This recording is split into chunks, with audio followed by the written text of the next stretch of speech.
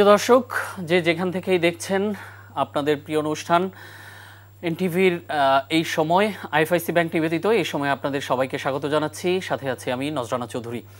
দর্শক, আজকে একটি ঘটনাবহুল দিন। বাংলাদেশের রাজনীতি বলেন, শিক্ষা প্রতিষ্ঠানের কথা বলেন, সব কিছু দিক থেকে একটি ঘটনাবহুল দিন যে আজকে ঢাকা বিশ্ববিদ্যালয় কেন্দ্রীয় ছাত্র সংসদ ডাকসু এবং হল সংসদ নির্বাচনের ভোট গ্রহণ শেষ হয়ে গেছে। এখন ভোট গণনা চলছে, যদিও এখন পর্যন্ত রেজাল্টের বিষয়ে তেমন কোনো আপডেট এখন পর্যন্ত আসেনি। তো এই ডাকসু নির্বাচন নিয়েই আলোচনা করার চেষ্টা করব আজকে আলোচনার জন্য আমাদের স্টুডিওতে দুজন অতিথিকে আমরা আমন্ত্রণ জানিয়েছি। তারা হলেন ঢাকা বিশ্ববিদ্যালয়ের কলা অনুষদের ডিন অধ্যাপক এম সিদ্দিকুর রহমান খান এবং বাংলাদেশ সমাজতান্ত্রিক দল বাসদের সহ সাধারণ সম্পাদক রাজিকুজ্জামান রতন। আপনাদের দুজনকেই এনটিভির স্টুডিওতে স্বাগত জানাচ্ছি। তো অধ্যাপক এম সিদ্দিকুর রহমান, কলা অনুষদের ডিন স্যার, আপনি তো আসলে বিশ্ববিদ্যালয়ের প্রশাসনের একটি গুরুত্বপূর্ণ দায়িত্ব পালন করছেন।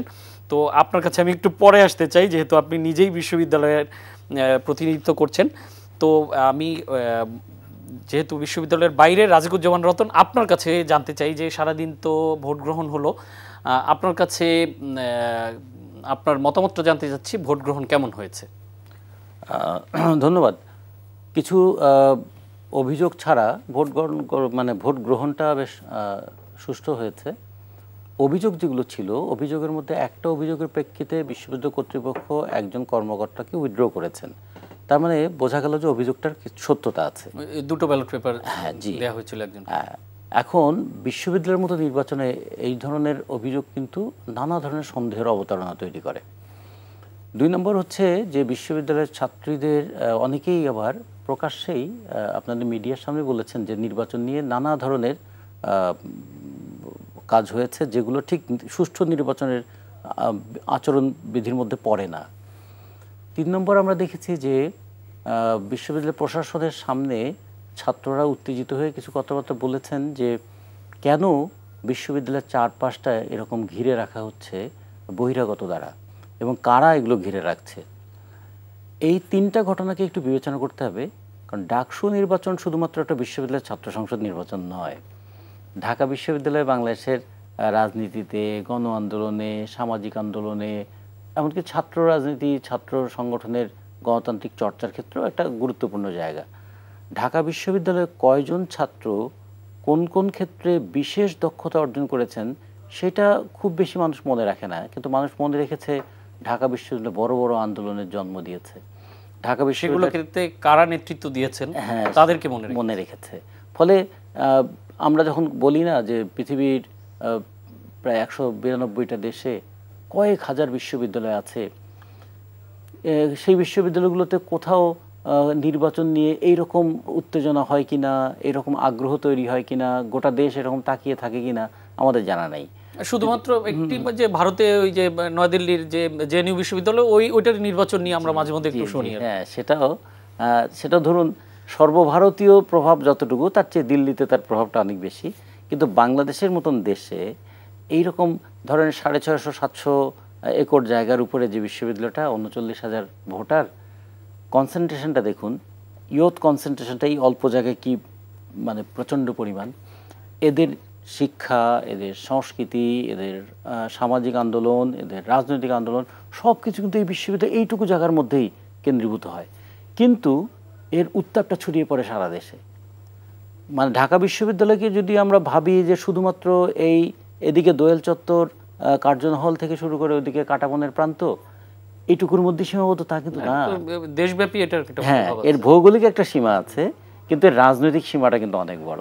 সে কারণে ডাকসু নির্বাচন নিয়ে অনেক কৌতূহল আছে এবং এইটা নিয়ে অনেক ধরনের হিসাবও আছে। এরপরে আমি তো বলবো, স্যারের কাছে একটু শুনে নেই, কিন্তু আমাদের কাছে যেটা মনে হয়েছে, একদিন ছাত্র আন্দোলনের কর্মী ছিলাম সেই হিসাবে, যে ডাকসু নির্বাচন ভাবাচ্ছে মানুষকে, ডাকসু নির্বাচন ভাবাবেও অনেক দিন, এবং ডাকসু নির্বাচনকে কেন্দ্র করে যে ধরনের ঘটনা ঘটেছে সেগুলো একটু পরে হয়তো সময় পেলে ব্যাখ্যা করব। সেগুলো কিন্তু বাংলাদেশের ছাত্র রাজনীতির ক্ষেত্রে তো বটেই, বাংলাদেশের সাংস্কৃতিক আন্দোলনের ক্ষেত্রেও একটা ভূমিকা রাখবে, এটা আমি ভাবছি, এবং কখনো কখনো একটু এক্ষেত্রে ব্যথিত, আবার কোনো কোনো ক্ষেত্রে একটু আশাবাদীও। জি, আমি পরে আবার বিস্তারিত আপনার কাছে আসবো বিস্তারিত বিষয় জানতে। আমরা একটু ঢাকা বিশ্ববিদ্যালয়ের এই ডাকসু নির্বাচনের ফলাফলের বিষয়টা জানার জন্য আমাদের একটু সহকর্মী ঢাকা বিশ্ববিদ্যালয়ে আছেন, HM মেহেদী হাসান। তো আমরা তার কাছে যেতে চাই সরাসরি। মেহেদী, আমাদের কি একটু বলতে পারবেন যে ফলাফলের বিষয়ে আপনার কাছে কোনো আপডেট আছে কিনা?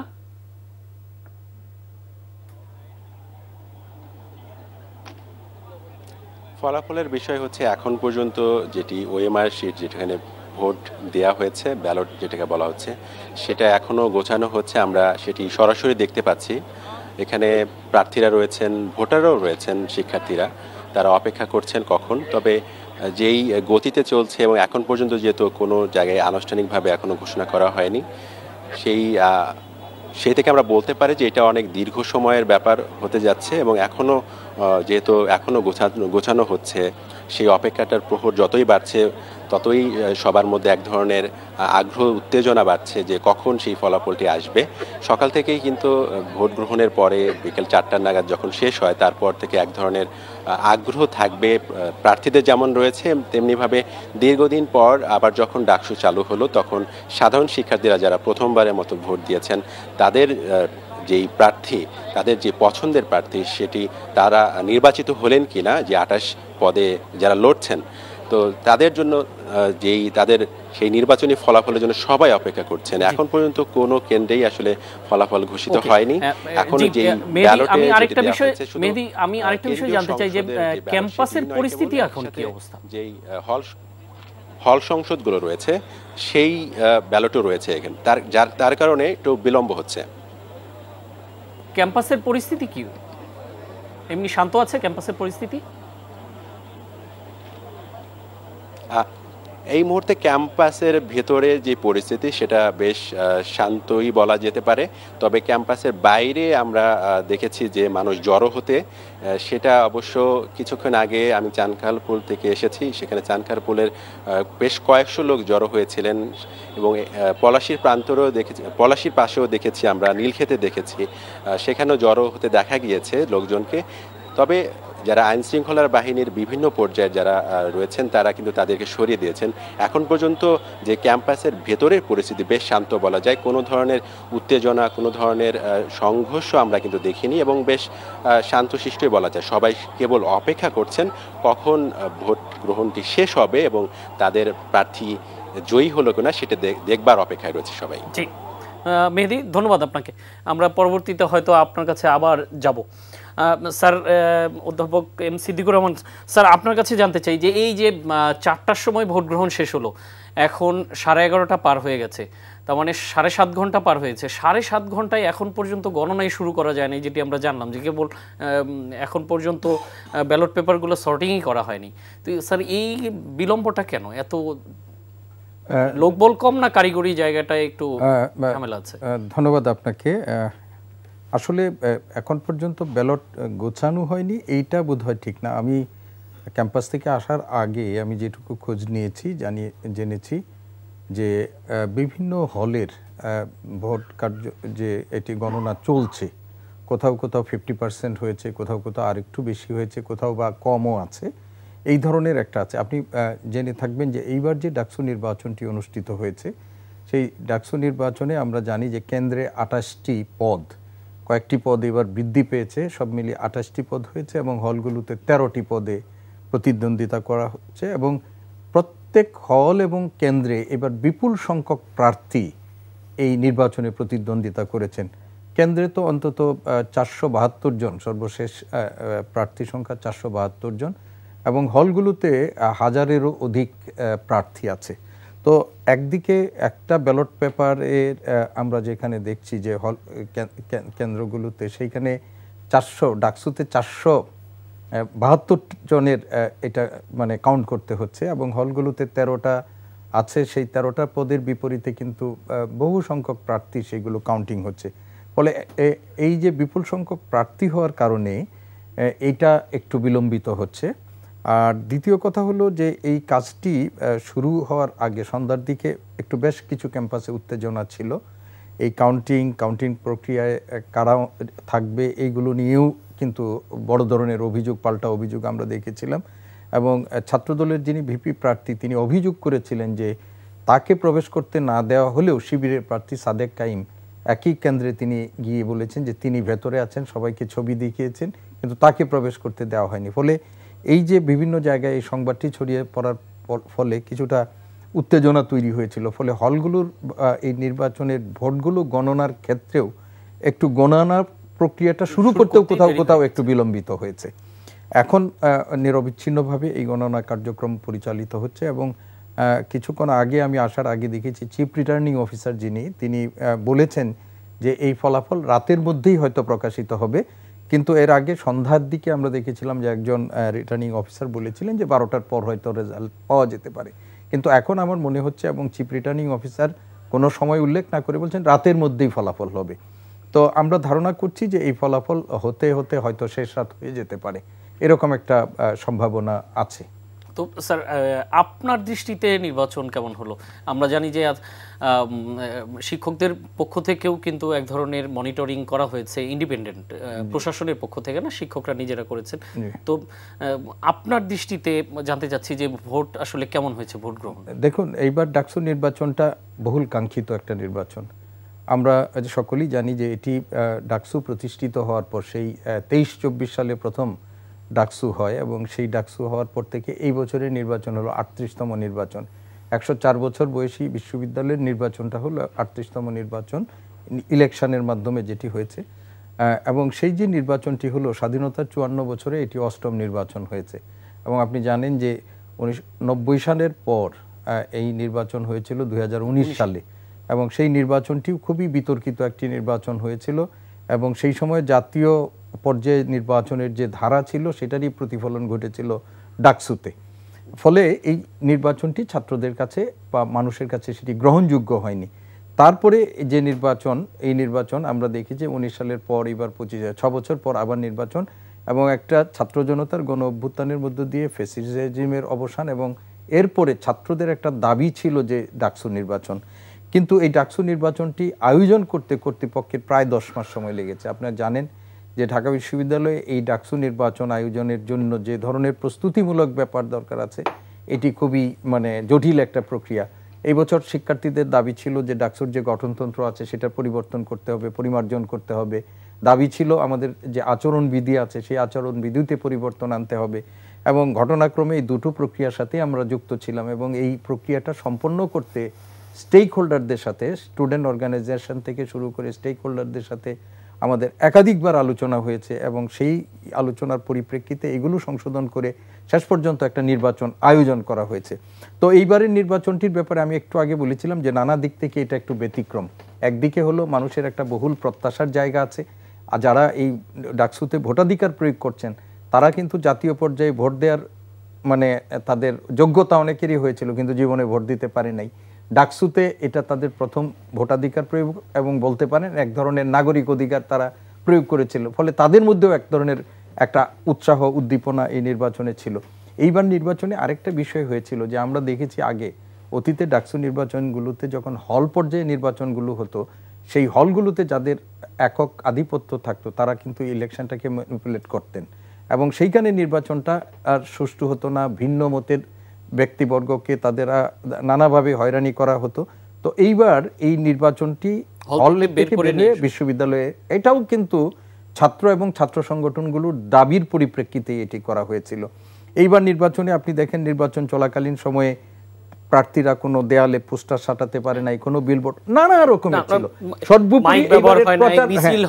প্রচার প্রচারণার ক্ষেত্রে যেটি হয়েছে যে একটা বৌদ্ধিক পরিবেশ তৈরি করার চেষ্টা করা হয়েছে, তাদের মধ্যে ডিবেট তৈরি করা হয়েছে। শিক্ষার্থীরা তাদেরকে প্রার্থীদেরকে মুখোমুখি করছেন, তাদের জবাবদিহিতা চাচ্ছেন, সব মিলিয়ে একটা আকাঙ্ক্ষার জায়গা ছিল। এবং আজকে যখন সকালে 8টায় নির্বাচনটি অনুষ্ঠিত হয়, শুরু হয় নির্বাচন কার্যক্রম, আমি সেই সময় থেকেই নির্বাচনী কার্যক্রম পরিদর্শন করেছি। 12টা পর্যন্ত আমি ক্যাম্পাসে ছিলাম। সেই সময় আমরা বিভিন্ন জায়গায় কিছু অভিযোগ পাল্টা অভিযোগ শুনেছি প্রতিদ্বন্দ্বী প্যানেলগুলোর মধ্যে, কিন্তু 12টার পরেই যে একটা গুরুতর অভিযোগ প্রথম আসলো যে প্যানেলে দাগ দেয়া আছে। এরপর থেকেই কিন্তু সময় যত বাড়তে শুরু করলো আমরা দেখছি যে প্রতিদ্বন্দ্বী প্যানেলগুলোর পরস্পরের বিরুদ্ধে অভিযোগ করছেন এবং প্রশাসনেরও পক্ষপাতিত্বের অভিযোগ আনা হয়েছে ইত্যাদি ইত্যাদি। তবে আমি যেটি মনে করেছি যে এই নির্বাচনে কর্তৃপক্ষের নির্বাচনটিকে সুষ্ঠু করার জন্য সর্বাত্মক প্রচেষ্টা ছিল। রাজিকুজ্জামান রতন, আপনার কাছে জানতে চাই যে আপনি যেই শঙ্কার কথা বলছিলেন আবার একটু সম্ভাবনার কথাও বলছিলেন ডাকসু নির্বাচন নিয়ে, সেই জায়গাটা যদি আমাদের একটু ব্যাখ্যা করতে। শঙ্কার কথা বলছি এই কারণে, যখন এইবার ডাকসু নির্বাচনে দেখুন যে ছাত্ররা জুলাই অভ্যুত্থানে এইরকম ভূমিকা পালন করলো, যে ছাত্রীরা ঢাকা বিশ্ববিদ্যালয়ের রাতে হল থেকে বেরিয়ে এলো, নির্বাচনে ক্যাম্পেইনিংয়ের সময় একজন প্রার্থীর বিরুদ্ধে যখন গণধর্ষণের কথা কেউ ফেসবুকে বলল, আমরা দেখলাম যে ঢাকা বিশ্ববিদ্যালয়ে এরকম ঘটনা ঘটিয়েও মানে তেমন প্রতিবাদ হলো না। এটা তো শঙ্কার। তার মানে কি কালচারাল ডিজেনারেশন ঘটলো, নাকি আমি যাকে অপছন্দ করি তাকে লাঞ্ছিত করতে, তাকে অপমানিত করতে দেওয়া যায়? আবার দেখুন গোটা দেশের পরিস্থিতি কি, ডিজিটাল সিকিউরিটি অ্যাক্ট বা সাইবার সিকিউরিটি অ্যাক্টে কারোর বিরুদ্ধে কোনো মানহানিকর কোনো কথা বলা হলে তাকে কিভাবে গ্রেপ্তার এবং আইনের মধ্যে নিয়ে আসা হচ্ছে। কিন্তু ঢাকা বিশ্ববিদ্যালয়ে এটাকে কিন্তু শুধুমাত্র কর্তৃপক্ষের উপর ছেড়ে দেওয়া হলো যে তাকে একটা সাময়িক তাকে বিশ্ববিদ্যালয় থেকে বহিষ্কার। এটা একটা বড় দিক। আর একটা আবার আশার দিকটা কি, এতে কি মেয়েরা হতোদ্যম হয়ে পড়লো? তা না, আজকে তো লম্বা লাইন, মেয়েরা আবার কিন্তু ভোট। তার মানে মেয়েদেরকে অসম্মান করলেই মেয়েরা যে চুপ করে ঘরে বসে থাকবে, কিংবা ছাত্রছাত্রীদেরকে কখনো নিপীড়নের ভয় দেখালেই তারা যে ঘরে বসে থাকবে, সেটাও নয়। এটা হচ্ছে আবার আশার দিক। কিন্তু বড় দিক হলো বিশ্ববিদ্যালয় তো শুধুমাত্র শিক্ষা প্রতিষ্ঠান নয়, বিশ্ববিদ্যালয় তো শিক্ষার সঙ্গে একটা সচেতনতা, শিক্ষার সঙ্গে একটা সংস্কৃতি, শিক্ষার সঙ্গে সম্ভাবনা এবং শিক্ষার সঙ্গে সবশেষ বড় একটা স্বপ্ন গড়ে তোলে যে একটা বিশ্ববিদ্যালয়। আমার ছেলে বিশ্ববিদ্যালয়ে পড়তে পারেনি, কিন্তু আমি বিশ্ববিদ্যালয় নিয়ে গর্ব করি। আমার মেয়ে বিশ্ববিদ্যালয়ে কোনোদিন হয়তো যাবে না, কিন্তু আমি ঢাকা বিশ্ববিদ্যালয় পাশ দিয়ে যাওয়ার সময় ভাবি যে এটা ঢাকা বিশ্ববিদ্যালয়, এটা জাহাঙ্গীরনগর বিশ্ববিদ্যালয়, এটা রাজশাহী বিশ্ববিদ্যালয়। মানে বিশ্ববিদ্যালয়ের সঙ্গে মানুষের, তারা জানে না যে তাদের ট্যাক্সের টাকা দিয়ে বিশ্ববিদ্যালয় চলে, কিন্তু তারা আবার মানসিকভাবে ফিল করে এটা তো আমাদের প্রতিষ্ঠান, আমাদের সন্তানদের প্রতিষ্ঠান। সেইখানে আমরা একটা মানে ডেমোক্রেটিক চর্চা দেখতে চাই। যে কারণে দেখুন, এটুকু বলে আমি শেষ করি, ঢাকা বিশ্ববিদ্যালয়ের ইতিহাস ছিল, ঢাকা বিশ্ববিদ্যালয় সবসময় অ্যান্টি এস্টাবলিশমেন্ট, মানে তাদের পক্ষে জনগণ ছাত্র সমাজ রায় দিয়েছে। ৭১ সালে দেশটা স্বাধীন হলো, ৭২ সালের ইলেকশনে কিন্তু ছাত্রলীগ জেতেনি, জিতেছিল ছাত্র ইউনিয়ন। ৭৩ সালে যখন জাসদ ছাত্রলীগ জেতার সম্ভাবনা তৈরি হলো, সেই সময় আমরা ব্যালট বাক্স চিন্তাই হতে দেখলাম, বন্ধ করে দেওয়া হলো। তারপর ৭৯-তে কিন্তু জাসদ ছাত্রলীগ জিতলো, ৮১-তে বাসদ ছাত্রলীগ জিতলো। বাসদ তো খুব বড় সংগঠন নয়, কিন্তু তার ছাত্র সংগঠন তো ডাকসুতে জিতে গেল, কিংবা তারপরেও বাসদের ছাত্র সংগঠন জিতলো, কিংবা পরবর্তীতে এরশাদের সময় তো জিতেছে না, প্রথমবার ছাত্র সংগ্রাম পরিষদ জিতলো সুলতান মোহাম্মদ মনসুর এবং মোস্তাক হোসেন, আর দ্বিতীয়টাতে জিতলেন আমান খোকন পরিষদ। নতুন বাংলা ছাত্র সমাজ বা জাতীয় ছাত্র সমাজ তারা কিন্তু জিততে পারে নাই। কিংবা ১৫ বছর আওয়ামী লীগের এই দুঃশাসনের সময় কিন্তু শেষ নির্বাচনটাতে নূর কিন্তু জিতেছে ওখানে। ফলে সব দিক থেকে ঢাকা বিশ্ববিদ্যালয়ের ছাত্ররা তারা একটা প্রতিবাদকে সবসময় সমর্থন করেছে। তারা রাজনৈতিকভাবে এতখানি সচেতনতার ভূমিকা পালন করেছে যে ঢাকা বিশ্ববিদ্যালয়ের ভোট দিয়ে জাতীয় রাজনীতি পাল্টাবে না, কিন্তু ঢাকা বিশ্ববিদ্যালয় প্রশ্ন করতে শিখবে। বিশ্ববিদ্যালয়ের ছাত্ররা আঙুল তুলে দেখাতে পারবে যে আপনি ভুল করেছেন, কিংবা তারা বলতে পারবে আমি কিন্তু আপনাদের পক্ষে নাই। এইটাকে সবসময় রুদ্ধ করার জন্য ঢাকা বিশ্ববিদ্যালয়ে দুটো কাজ করা হতো। এক, দমনপীড়ন করা হতো, আর হলো প্রলোভন দেখানো হতো। দমনপীড়নের নিকৃষ্টতম উদাহরণ ছিল হলগুলোতে র্যাগিং, আর একটা হলো খুবই সফিস্টিকেটেড ওয়েতে চরিত্র হনন, সেটা হলো সুবিধা দেয়া, কাউকে খাওয়ানো, কাউকে বিশেষ সিট দেওয়া, কাউকে টাকা পয়সা দেওয়া, তাকে ঈদে পাঞ্জাবি দেওয়া, তারপর এই দেওয়া সেই দেওয়া। ফলে দুটারই বিরুদ্ধে কিন্তু একটা কালচারাল ব্যাটেল হওয়া দরকার। যে কারণে ঢাকা বিশ্ববিদ্যালয়ে ক্লাসরুমে যে শিক্ষা হয় তার সঙ্গে কিন্তু অনেক বড় একটা শিক্ষা হয় আবার রাজনৈতিক শিক্ষা, একটা সাংস্কৃতিক শিক্ষা। এবং যে কারণে দেখুন ঢাকা বিশ্ববিদ্যালয়ে যিনি ঢাকা বিশ্ববিদ্যালয়ে পড়েন না, তিনিও বিকালবেলা একটু মনে করেন ছুটি পেলে একটু টিএসসিতে গিয়ে এক কাপ চা খেয়ে আসি। তার মানে তিনি একটা প্রাণের স্পর্শ পেতে চান। এই প্রাণের স্পর্শটা যেন ঢাকা বিশ্ববিদ্যালয় থেকে হারিয়ে না যায়, এটা হচ্ছে আমাদের চাওয়া। জি, ধন্যবাদ। আমরা একটু আবার ফলাফল এর বিষয়ে আপডেট জানার জন্য আমরা একটু ক্যাম্পাসে যেতে চাই। সেখানে আছেন আমাদের সহকর্মী নাজিবুর রহমান। নাজিব, কি আমাকে শুনতে পাচ্ছেন? জি, শুনতে পাচ্ছি। নাজিব, আপনি তো বোধহয় টিএসসিতে আছেন, ওইখানকার ফলাফল গণনা বা ফলাফলের কোনো আপডেট কি আমাদের জানাতে পারবেন?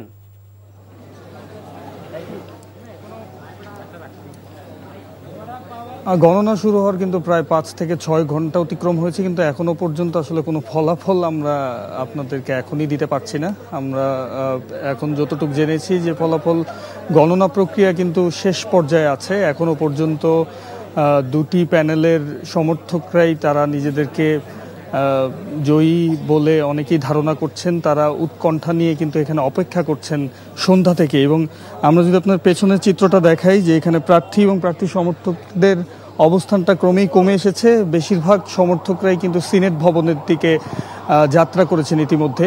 এবং আপনাদেরকে নিশ্চয়ই দেখাতে পারছি যে বাইরে থেকে কিন্তু এলইডিতে দেখানো হচ্ছে যে ভেতরে গণনা পরিস্থিতিটা কি।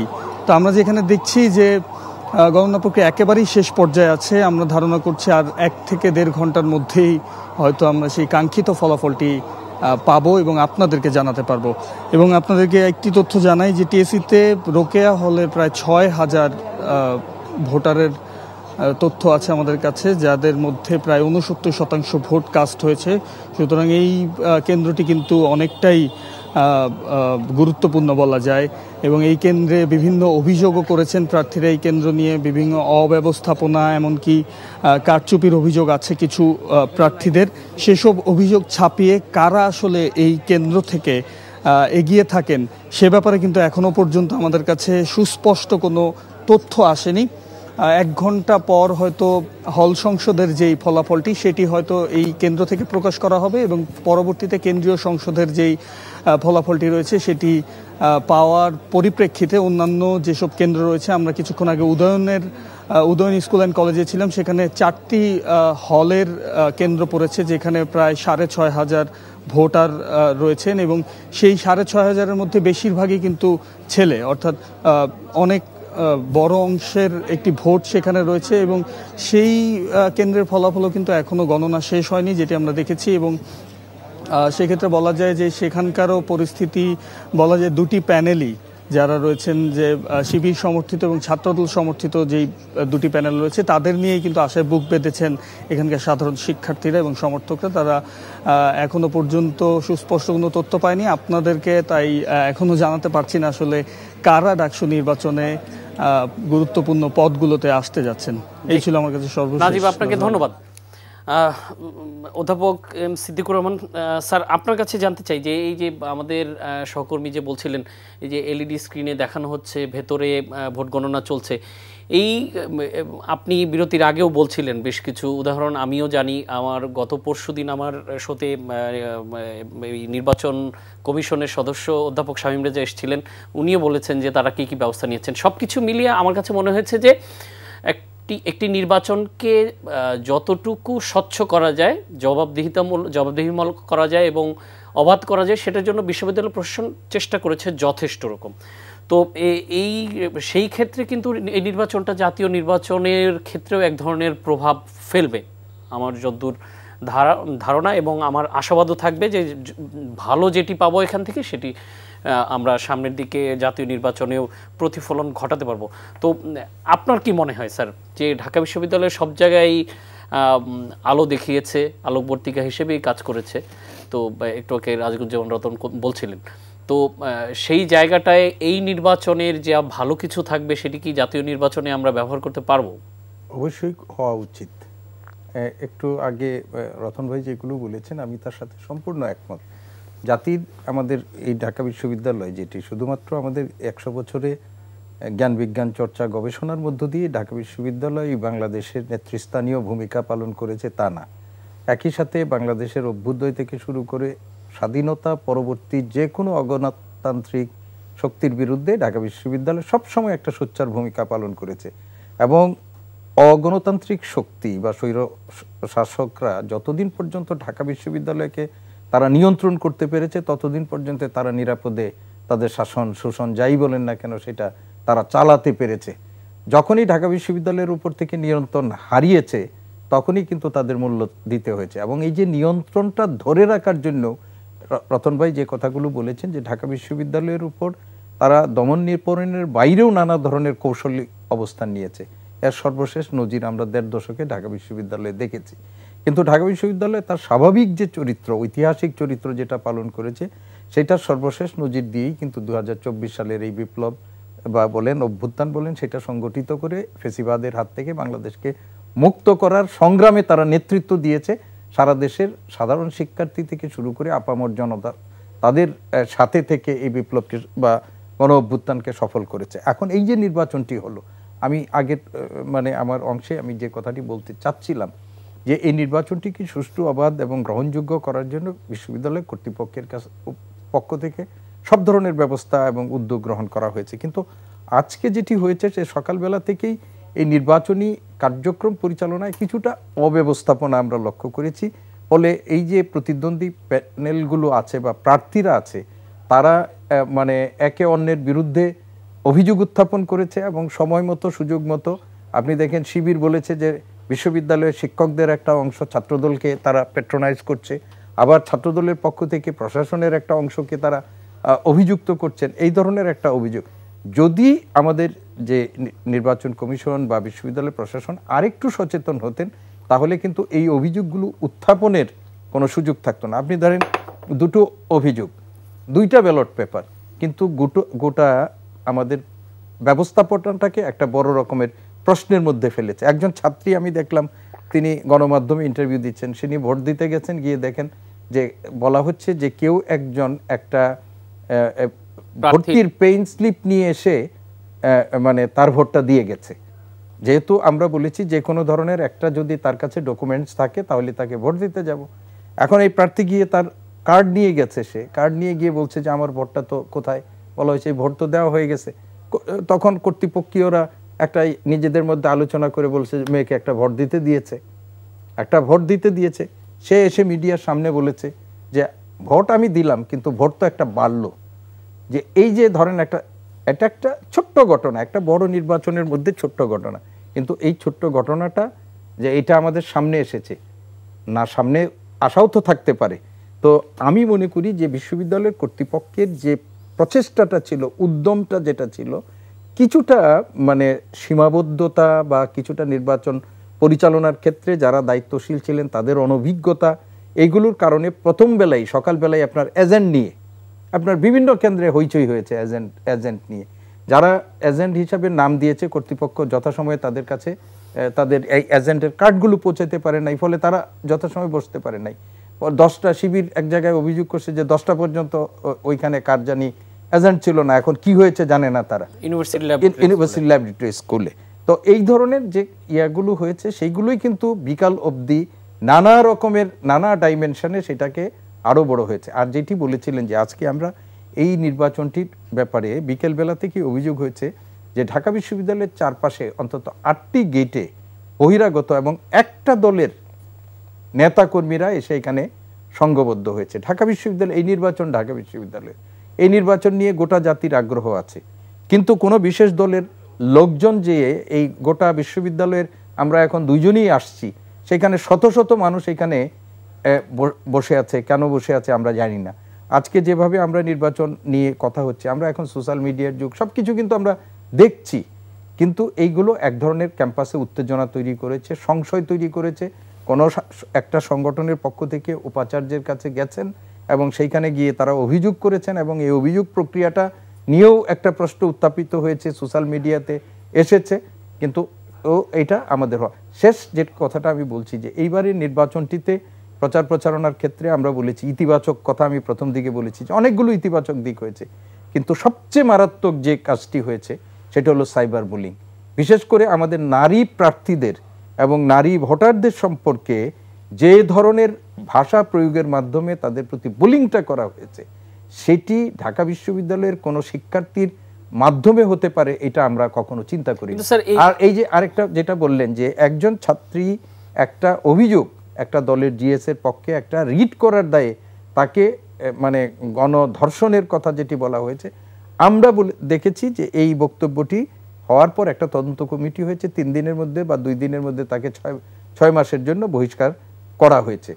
কিন্তু আপনি এটার কনসিকোয়েন্সটা চিন্তা করেন যে ঢাকা বিশ্ববিদ্যালয়ের মতো একটা প্রতিষ্ঠানে একজন নারী প্রার্থী, তার বিরুদ্ধে একজন ঢাকা বিশ্ববিদ্যালয়ের শিক্ষার্থী যে অভিযোগটি এনেছে, গোটা জাতির কাছে কিন্তু আমাদের অবস্থানটাকে প্রশ্নবিদ্ধ করেছে।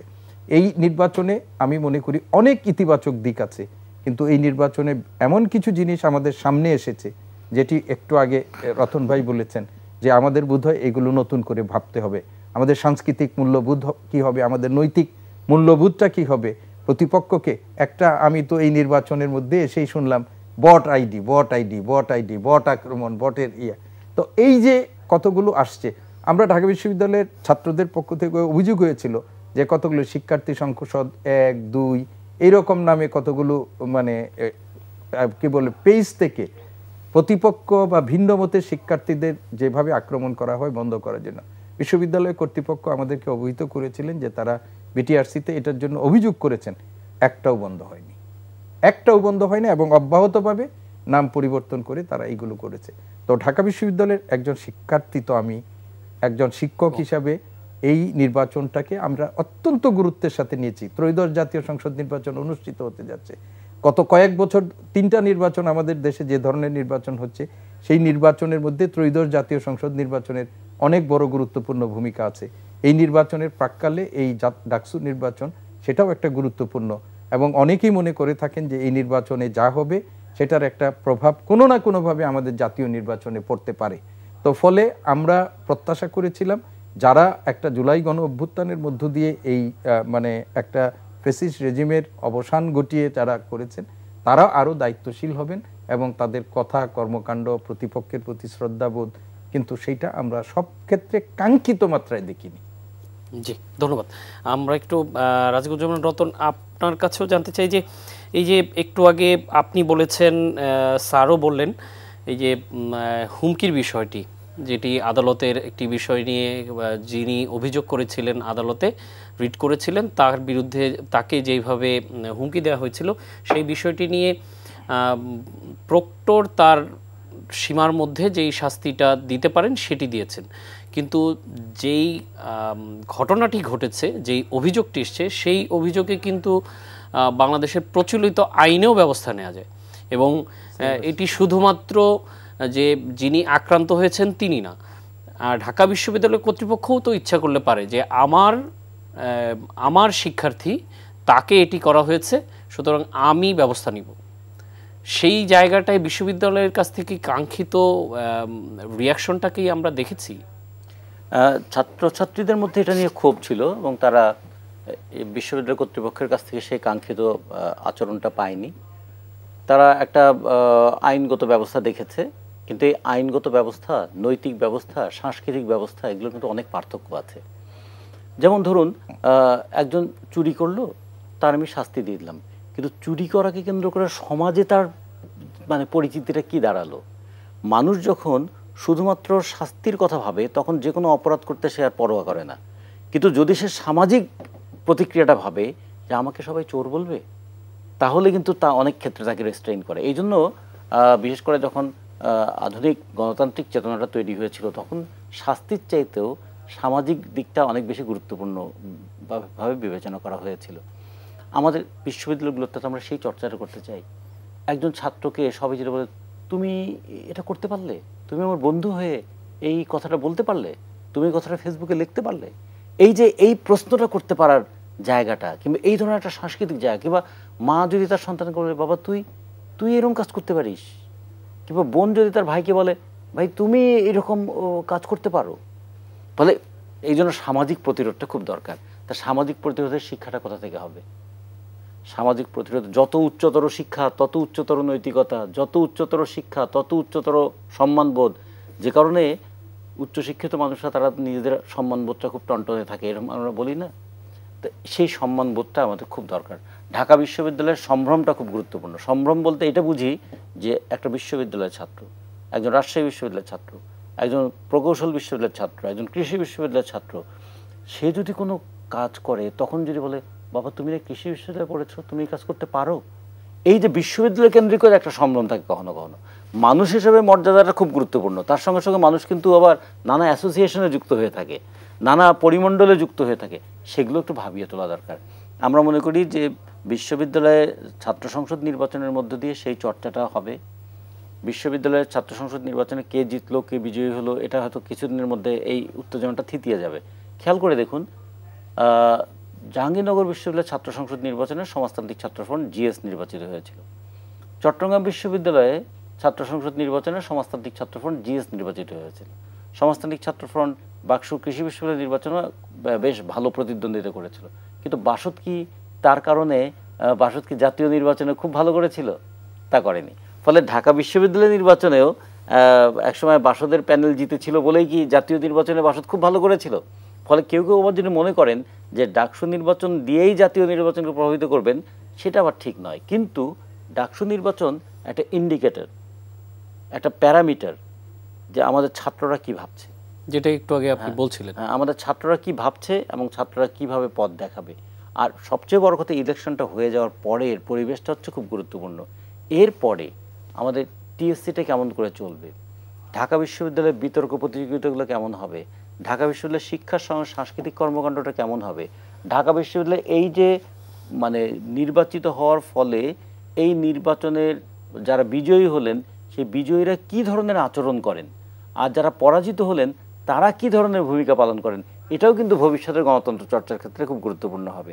ফলে আমরা মনে করি নির্বাচন আজকে শেষ, ভোট গণনাও হয়তো সকালের মধ্যে শেষ হয়ে যাবে, ফলাফলও হয়তো ঘোষণা হবে, কিন্তু আমাদের চর্চাটা কিন্তু অব্যাহত রাখতে হবে।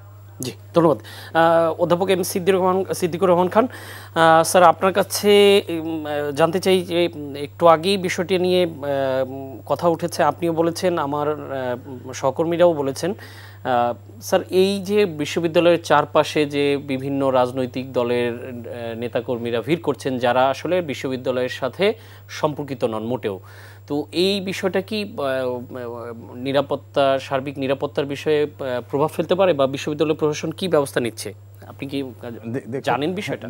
দেখুন, এই যে যেটি বললাম যে এটা একেবারে একটা ব্যতিক্রমী চিত্র আমরা আজকে দেখলাম। 4টা থেকেই এই অভিযোগটা আসছিল যে একটা বিশেষ সংগঠনের নেতাকর্মীরা কি কারণে বিশ্ববিদ্যালয়ের প্রবেশপথগুলোতে নিজেদের অবস্থান সুসংহত করছিলেন আমরা এটা জানি না।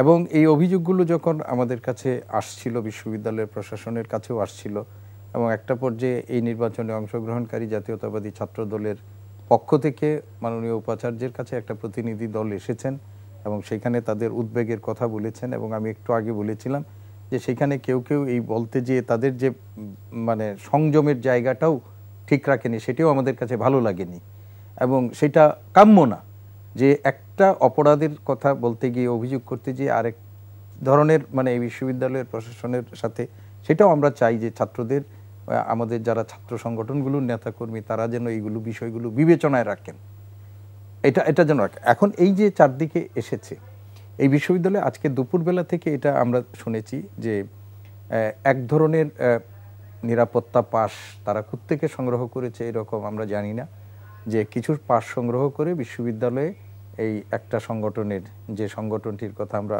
বলেছি প্রতিদ্বন্দ্বী, যে তাদের কিছু নেতাদেরকে সেখানে ক্যাম্পাসে দেখা গেছে এবং 2-1জনকে ধরে প্রক্টোরিয়াল টিমের কাছে সুপার্দ করা। বিশ্ববিদ্যালয় কর্তৃপক্ষ এত বড় ব্যবস্থাপনা নিয়েছে, সেইগুলোকে মিসইউজ করে কারো না কারো সহায়তায় এই যে কাজগুলো হয়েছে সেগুলো প্রত্যাশিত ছিল না এবং এইগুলো ক্যাম্পাসের স্বাভাবিক পরিবেশকে নষ্ট করেছে এবং নির্বাচনের যে বিশ্ববিদ্যালয় কর্তৃপক্ষের যে ব্যবস্থাপনা সেটাকে প্রশ্নবিদ্ধ করেছে।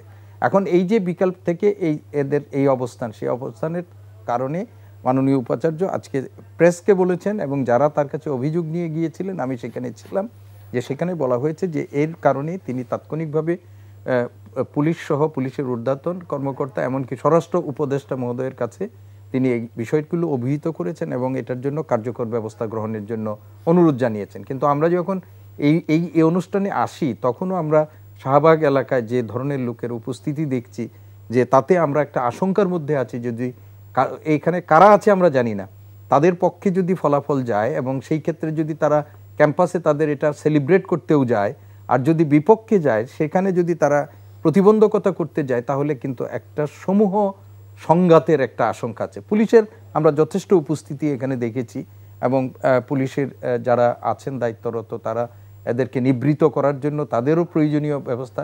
আমরা মনে করি যে কোনো অবস্থাতেই এরা বিজয়ী হোক বা বিজিত যে গ্রুপের লোকেরাই থাকুক না কেন, তাৎক্ষণিকভাবে যেন এইখানে এই ডাকসু নির্বাচনকে কেন্দ্র করে তারা কোনো সংঘাত সংঘর্ষে জড়াতে না পারে বা ক্যাম্পাসে প্রবেশ করে ক্যাম্পাসের পরিবেশকে যেন বিঘ্নিত না করতে পারে, সেই ব্যাপারে কার্যকর করা ব্যবস্থা করা দরকার।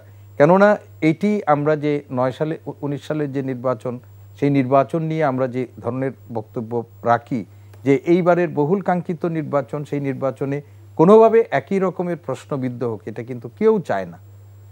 আর আজকে এই যে একটু আগে একটা নেগেটিভ ইতিমধ্যেই কিন্তু দেওয়া শুরু করেছে যে এই নির্বাচনে আপনি সারাক্ষণ গুজব, অমুক ভাই পাশ করে গেছেন, অমুকটা হয়ে গেছে ইত্যাদি ইত্যাদি, এগুলো চলছে এবং এইগুলো কিন্তু পরিকল্পিতভাবে, আপনার এটা যে কেউ কেবলমাত্র আবেগের দ্বারা করছে তা না, এগুলো কিন্তু সুদূর প্রসারী পরিকল্পনা আছে এবং এই পরিকল্পনা নিয়ে তারা যদি কেউ বা ধরেন করতে চায়, সেটা আগামী জাতীয় নির্বাচনে আপনি যেটা প্রথমেই বলেছিলেন এবং রতন ভাইয়ের সাথে আমি একমত, সেটা যদি যারাই পাশ করুক না কেন এইটাই একমাত্র আগামী নির্বাচনে, জাতীয় নির্বাচনে তাদের ভালো কিছু করার একমাত্র নিয়ামক হবে না, তবে এটা প্রভাব রাখবে এইটা।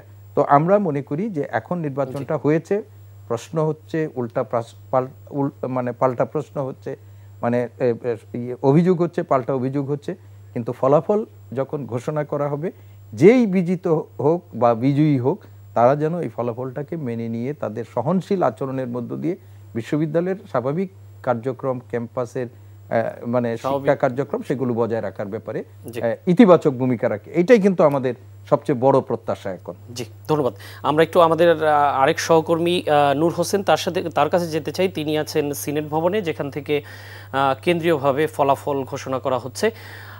নূর হোসেন, আপনি কি শুনতে পাচ্ছেন?